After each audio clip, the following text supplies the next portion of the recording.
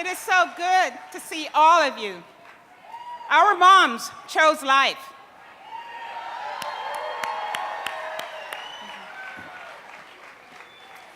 As we pause for the Roe v. Wade Memorial today, I'd like to reflect briefly with you on the story of abortion in America. This will help give us a perspective on the abortion battle and gain some encouragement going forward. So briefly, it's a complex history, and it's sketchy. The earliest history and records are sketchy. But essentially, from the colonial period till the 1800s, America was essentially pro-life. Abortions were seen as the taking of a life. And pregnancies outside of marriage were met with family and other social pressures to do the right thing and marry or have the father provide support. Over the time, as cities grew and people moved away from family and community support, traditional community supports, there was a notable rise in abortions. In the 1800s, that saw the emergence of what we would now call pro-life efforts to try and contain and counter abortions. These increased numbers of abortions, there were people, again, who felt that that was wrong and stood up for it. Many influential people spoke out for the unborn. Doctors, clergy, journalists, and even feminists of that time. Laws were passed in most states prohibiting abortion, and newspapers excluded promotions for it. Pro-life activities at the time also included compassionate care for the women who would be at risk.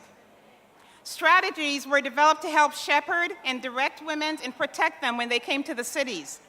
And homes were established to help protect them, those that were unwed and pregnant, to help to protect them during the pregnancy, and to help train them for life after delivery, whether or not they would choose to parent or give the child up for adoption. This sounds familiar, doesn't it? I know there are many of you who work in these kind of services, and I want to applaud you. These pro-life efforts helped. Abortions had peaked in 1860, but by 1900 it had significantly decreased. Even then, pro-life voices were heard warning that we needed to be vigilant. As one doctor of the time warned, abortion activity would likely reappear in a new guise, and it certainly did in 1973. At that time, privacy was the guise that underpins the decision that the Supreme Court made in Roe v. Wade and Doe v. Bolton. Together, those cases resulted in federal legalization of abortions for essentially any reason. All laws to protect first trimester babies in the womb were nullified with those decisions. What happened? How, after the successes to contain abortions in the 1800s, the later part, did America get to legalizing it? In 1992, there's a book, in a 1992 book by Marvin Olasky, he talks about the history of abortion, and he points out that by the 1900s, the pro-lifers had wearied. They had become weary. They were discouraged because the laws were hard to enforce. The advertisers, the abortionists, had found new ways to advertise, and many prominent doctors who were leading the effort yearned for their profession to stand for life, but were discouraged when, because of probably a conflict of interest, the profession did not stand up for life. They remained silent. So there was a weariness, but also there was a shift from the traditional moral foundations, giving room for more scientific, utilitarian, and secular arguments. It was only a matter of time until broader pro-abortion arguments in the 1920s and 30s emerged, especially under eugenic and population control ideology. Sentiments about abortion began to change, and abortionists also, in the popular media, the society started to become more pleased or favorable to those people. Also, abortions became a part of the medical profession. Basically, society's morals were changing, and they did so dramatically in 1960s when contraceptives became available. Taking advantage of these changes, avid pro-abortion journalist Lawrence Lader, a longtime admirer of Margaret Sanger, who was the originator of the birth control movement in America. He instigated in the late 1960s the push for federal legalization of abortion. He cleverly recruited doctors and picked out certain feminists to become the face of his efforts. It worked.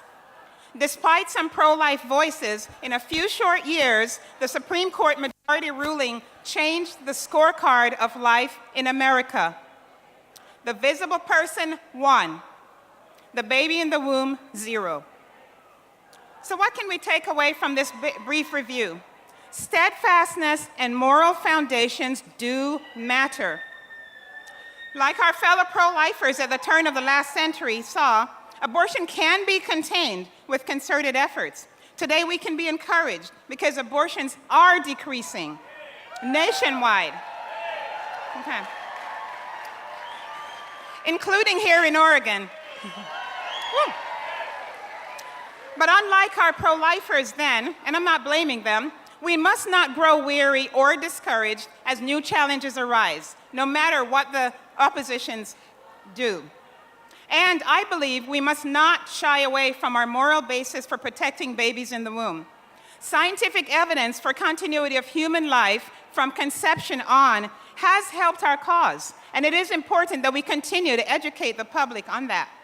But we must not succumb to utilitarian perspectives, like focusing only on the happiness or usefulness that a baby saved from abortion might bring. The child is worth saving simply because he or she is human. Is there a sign?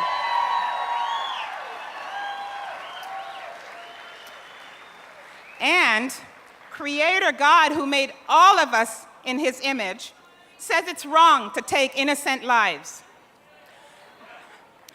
I wish that the appeals we hear against animal cruelty in the media would be proclaimed for the lives of baby humans.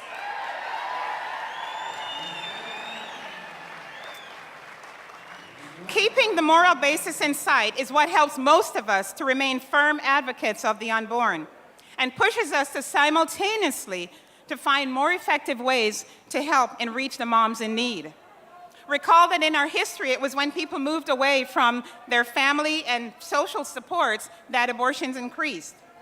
Thankfully, today, many women can attest that it was the support that they received, either online or at a pregnancy resource help center, or from people praying outside abortion clinics and abortion facilities that helped to spare their baby's life.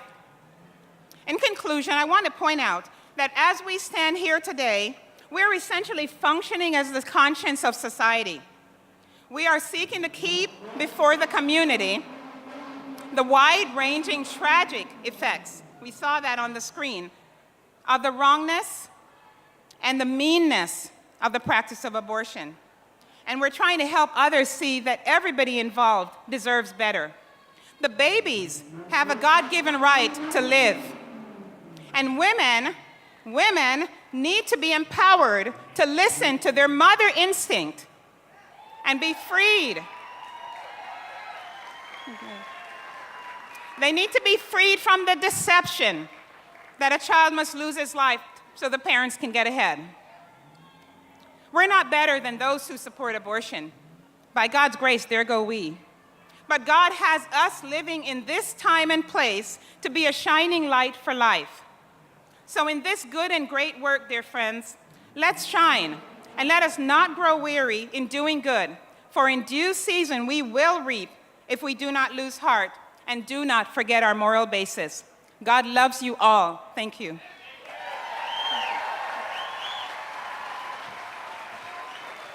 Thank you, Dr. Sage.